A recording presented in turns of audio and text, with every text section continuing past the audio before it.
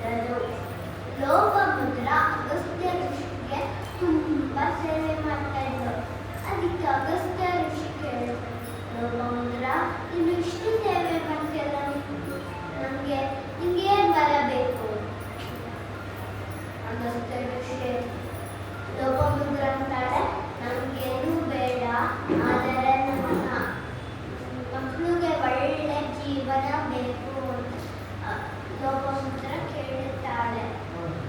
ಅಗಸ್ತ್ಯ ಋಷಿ ಅಂತಾರೆ, ಅದಕ್ಕೆ ನಮಗೆ ದುಡ್ಡ ಬೇಕು, ನಾವು ರಾಜರು ಸಹಾಯ ಕೇಳಬೇಕು. ಇಬ್ಬರು ಹೋದರು ರಾಜರು ಹತ್ತರ.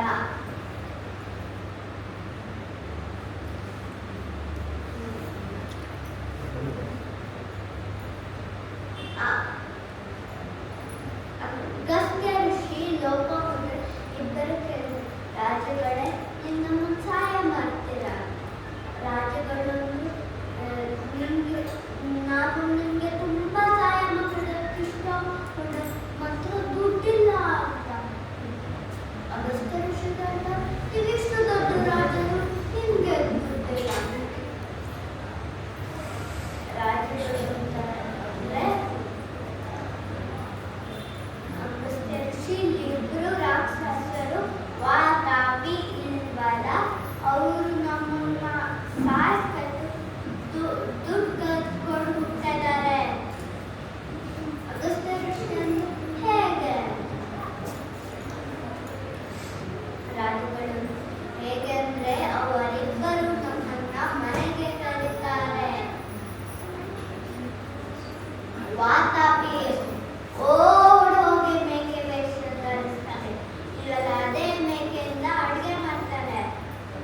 ನಮ್ಮಂತ ರಾಜಗಳಿಗೆ ಬರೆಸ್ತಾರೆ, ನಮ್ಮಂತ ರಾಜಗಳು ತಿನ್ನುತ್ತಾರೆ.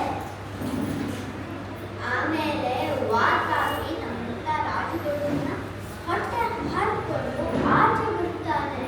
ಹೀಗೆ ನಮ್ಮಂತ ರಾಜಗಳು ಸತ್ತು ಹೋಗ್ತಿರ್ತಾರೆ.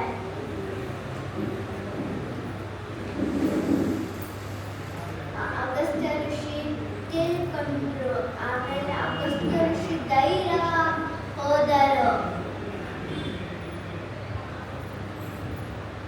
ವಾತಾಪಿ ಇಲ್ವಲ್ಲ, ಇಬ್ಬರು ಅವರನ್ನ ಮನೆಗೆ ಕರೆದರು. ವಾತಾಪಿ ಓಡೋಗಿ ಮೇಕೆ ವೇಷ ಧರಿಸ್ತಾನೆ, ಇಲ್ವಲ್ಲ ಅದೇ ಮೇಕೆಯಿಂದ ಅಡುಗೆ ಮಾಡ್ತಾನೆ. ಅಗಸ್ತ್ಯ ಋಷಿಗೆ ಬಡಿಸ್ತರು. ಅಗಸ್ತ್ಯ ಋಷಿ ತಿನ್ಬಿಟ್ಟು ಜೋರಾಗಿ ವಾತಾಪಿ ಇಲ್ವಲ್ಲ ಜೀವೋಭವ ಅಂತ ದೊಡ್ಡದಾಗೆ ತೇಗುತ್ತಾರೆ.